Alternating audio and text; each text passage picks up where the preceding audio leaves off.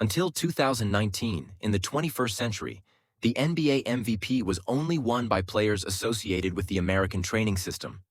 However, for 6 seasons in a row, the award for the best of the best has gone to anyone but a basketball player from the States. The league has changed dramatically and we need to come to terms with it. A new reality in which foreign players take on more and more has already arrived. Let's just remember the legends who paved the way. Let's go. The first on my list is Andrei Kirilenko. AK-47 was not a superstar, but this is exactly the case when he can and should be noted. Not by subscription, but by the call of the heart. Even at a young age, Kirilenko was in no way inferior in athleticism to his colleagues from overseas. He quickly became a mainstay in CSKA and the Russian national team. His comprehensive defense and understanding of the game led to him being the 24th pick of the 1999 draft. AK has been retired for many years, but in the States he is still called one of the most underrated players in history. Kirilenko is a model of a versatile player, with tenacious defense, understanding, and the ability to use his strengths. He did not score a lot of points, did not lead in assists or rebounds, but made a huge contribution to the game of each of his teams. AK-47 was ahead of his time, and if you are watching this video with a hat, now is the time to take it off. Every defensive specialist has his own offensive genius. Manu Ginobili is the same Kirilenko, only in attacks. By the way, in NBA 07 there was an all-star mode between the US and world teams. Manu and Kirilenko always played in the international team, stupidly covering all the most important positions on the court together. Ginobili, like AK-47, did not go through the American training system, but came to the league as a ready-made player. Before that, he had succeeded in Europe, winning the EuroLeague, but at that time, non-Americans were still viewed with suspicion in the draft. That's why the Argentine was selected in San Antonio only in the second round. And then history began. As part of the Spurs, Manu won 4 titles and became a key element of the Popovich dynasty. At the same time, he often left the bank, but still brought results. Such a status would have simply pissed off a local star, but Ginobili did everything for the team. He did not just invite himself to all-star games and take the screws. Ginobili took flopping to a new level. Even the famous simulator James Harden admitted that he was guided by Manu. Like any great player, Ginobili brought something new to the game. His smooth Euro step is already in all basketball textbooks. He was never awarded a single Finals MVP, but at one point Manu was the best player on the planet, breaking away not only from the Spurs, but also from the Argentine national team.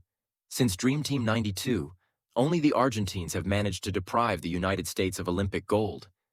And Ginobili was the leader of that team. What is that if not historical influence? Where Manu is, there is Tony Parker. The Frenchman with a very American name and surname did not play in colleges, but began his career in Paris.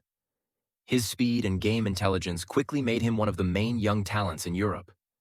His performances for the national team only confirmed the opinion that this guy can drag even in the NBA. Everything that happened to Ginobili in the draft was repeated with Parker. The white, non-athletic foreigner still raised doubts everywhere except San Antonio. Tony was not chosen high, but he initially showed a winner's mentality. Before the lottery, Parker admitted that he didn't care who would take him. The main thing was that the team would fight for the title. As a result, 4 championships, 17 years of a great career, and the title of one of the best international players in NBA history. In his youth, Tony refused to play in the NCAA, although he had an offer from there.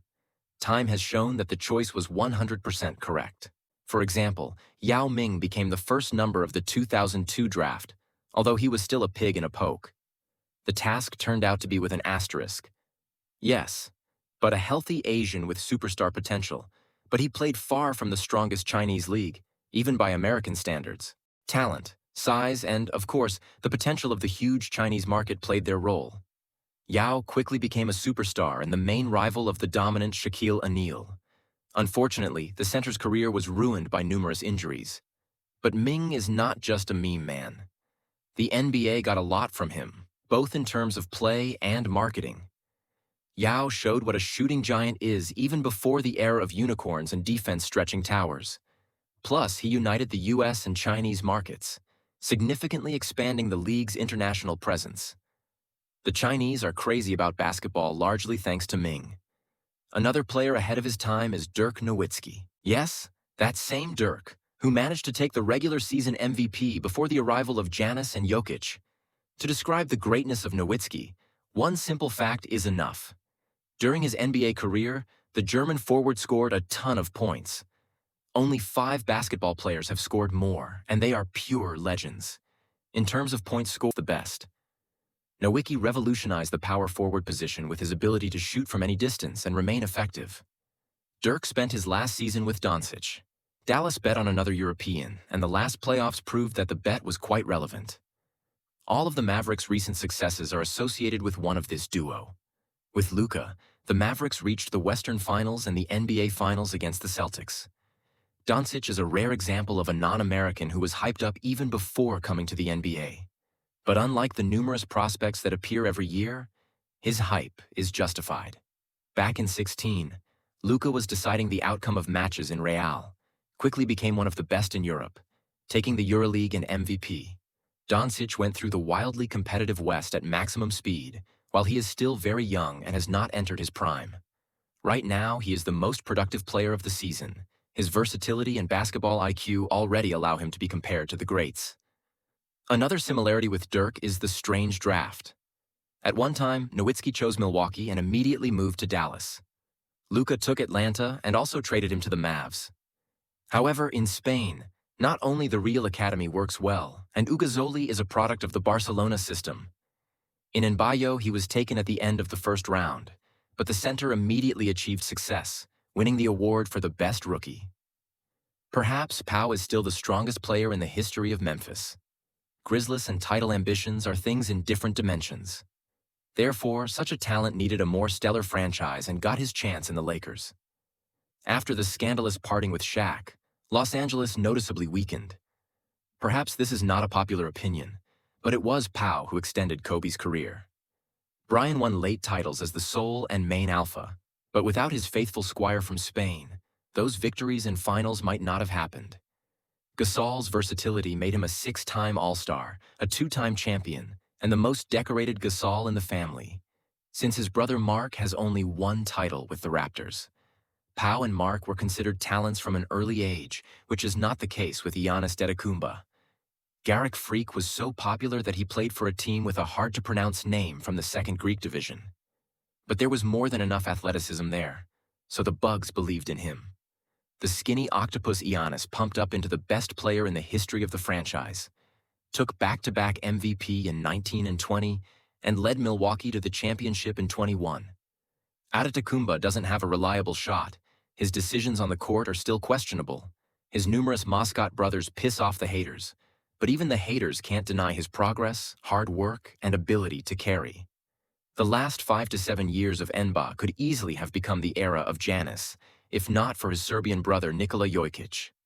The Greek freak went from the 2nd division of Greece to the MVP and the title. Jokic is even cooler. A fat boy from a small town, unknown to anyone, leaves to conquer the big world. And he succeeds. It's a plot for a movie about an American school, only with the Joker it's reality. Exceptional playmaking skills, scanning every corner of the court, 3 MVP awards and recognition from all adequate people except for Joel Embiid's entourage. Nikola is already possibly the best player in history. Without college experience, few have managed to win more individual prizes. He revived the center position and became the first center to win the MVP since Shaquille.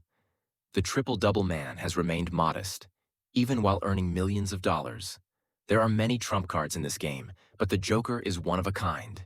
The era of non-Americans is just gaining momentum. The last 2 drafts have seen European prospects go to the top, and the main talent of the generation, Victor Wembanyama, will still show everyone. The league is becoming more international, largely thanks to guys like Giannis, Jokic, Dirk, Luka, and others.